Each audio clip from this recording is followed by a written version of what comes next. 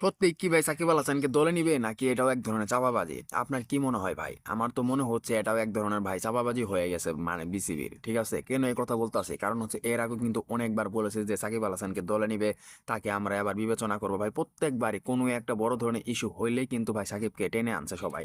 ঠিক আছে? এই নিয়ে কিন্তু সবাই কথা বলতেছে যে সাকিব আল হাসানকে দলে চাই, তাকে অবশ্যই অবশ্যই এবার নিবে। কিন্তু ভাই আমার ধারণা এবারও ভাই বিসিবি এরকম একটা পরিকল্পনা করছে যে সাকিবের নামটা নিয়ে শুধুমাত্র ভাই এই যে আবার যে ভাই টি-20 বিশ্বকাপে যাচ্ছে না বাংলাদেশ, সেটাই ভাই ধামাচাপা দেওয়ার জন্য কিন্তু এই কাজটা করতেছে বিসিবি, যেটা আমার মনে হয় আর কি। ঠিক আছে, আইসিসি কিন্তু বাংলাদেশকে ভাই চেপে ধরছে বলা চলে এক কথায়। ঠিক আছে, তো এটাই ভাই ঢাকার জন্য সাকিবের ইস্যুটা নিয়ে আসে, যাতে ভাই সবাই যাতে ভাই সেগুলো ভুলে যায়। ঠিক আছে, এটাই হচ্ছে সবচেয়ে বড় কথা। বাংলাদেশকে কিন্তু অলরেডি টি-20 থেকে বাদ দেওয়া হয়েছে, সেখানে কিন্তু তাদের জায়গায় স্কটল্যান্ড খেলবে। তো এটাই হচ্ছে বড় কথা যে সাকিবকে মনে হয় না ভাই আর কখনো চান্স দিবে, কারণ ভাই চান্স দিলে কিন্তু এতদিন ভাই দিয়ে দিত। ঠিক আছে, এতদিন ভাই যে পরিমাণে ক্রিকেটের অবস্থা আমাদের যাইতাছে, এতদিন যদি দিত তাহলে কিন্তু ভালো হতো, কিন্তু এখন পর্যন্ত কিন্তু ভাই কোনো ধরনের কোনো কিছু করে নাই। তো বোঝা যাচ্ছে যে সাকিব কার ভাই তারা দলে নিবে না, এটা একদম 100% সত্যি কথা। মনে হয় না সাকিব আরো দেশে ফিরবে, শুধুমাত্র ভাই এই টি-20 বিশ্বকাপে ধামাচাপাটা দেওয়ার জন্যই কিন্তু এরকম করতেছে সবাই।